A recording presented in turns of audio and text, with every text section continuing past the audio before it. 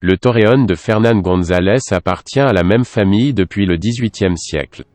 C'est le seul survivant du réseau de fortifications qui, dans la première moitié du Xe siècle, protégeait la frontière qui traversait la rivière Arlanza jusqu'à son embouchure dans la Pisuerga. C'est une fortification clé pour pouvoir comprendre les futurs repeuplements effectués dans la bande de Duero. Il a été ordonné à être construit par le comte de Castille Fernán González dans les années 40 du Xe siècle.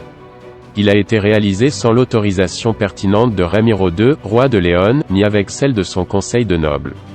Ainsi, le torreón de Fernán González peut être considéré comme la première construction fortifiée castillane. Pour cette raison, dans la série des Postes et Télégraphes, publiée pour commémorer l'anniversaire des 1000 ans de la fondation de la Castille, son image a été choisie sur le timbre de Vincent avec la légende millénaire de Castille. La légende raconte que le comte lui-même avait sa fille Doña Urraca murée entre les murs de cette tour, en raison des relations amoureuses avec un berger de cette ville et du refus d'épouser le prince de Léon Don Ordoño.